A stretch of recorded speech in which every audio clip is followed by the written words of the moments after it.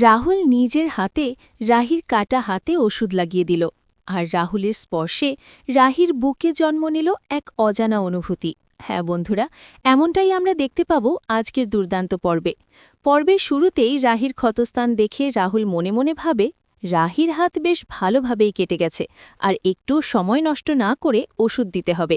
এরপর রাহুল সকলের উদ্দেশ্যে বলে, আমরা আজ একটু উঠি, অন্য একদিন আবার আসব। আজ বাড়িতে পুজো আছে আর আমার স্ত্রীও একটু অসুস্থ হয়ে পড়েছে। এইটুকু বলেই রাহিকে সাথে নিয়ে সেখান থেকে বেরিয়ে যায় রাহুল। রায়চৌধুরী বাড়িতে পিসি ঠাম্মা সেই কখন থেকে অপেক্ষায় বসে আছেন। রাহি আর রাহুল বাড়িতে পা রাখতেই পিসিমা জোরে বলে উঠলেন, এই বাজার করতে এত সময় লাগে?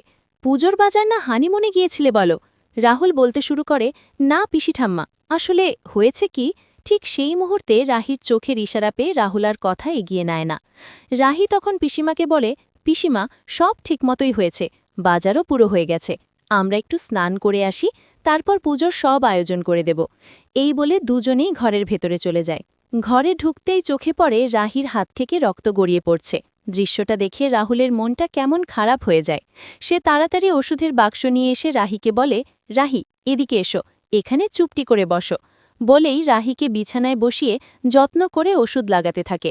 আস্তে আস্তে রক্ত পরিষ্কার করে দেয়। রাহি এক দৃষ্টিতে তাকিয়ে মনে মনে ভাবে, এই মানুষটাকে মাঝে মাঝে কেমন যেন অন্যরকম মনে হয়। আর অন্যদিকে রাহুলের মাথায় ঘুরতে থাকে নিজের ভাবনা। বোনকে বিপদ থেকে বাঁচাতে গিয়ে রাহির হাত এতটা কেটে গেল, তবু সে একটু পিছিয়ে আসেনি। রাহি সত্যিই সবার চেয়ে আলাদা একজন মানুষ। তিতলি সবসময় নিজেরটা নিয়ে ভাবে, নিজের স্বার্থের বাইরে তার চিন্তা নেই।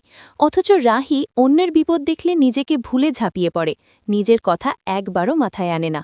রাহি তখন রাহুলকে জিজ্ঞেস করে, এভাবে চুপ করে বসে কি ভাবছ? রাহুল ধীরে বলে, থ্যাঙ্কস রাহি, আর বলতে বলতে আলতো হাতে ওষুধ লাগিয়ে যেতে থাকে।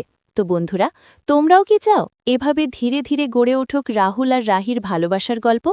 তোমাদের মতামত কমেন্টে জানাতে ভুলো না।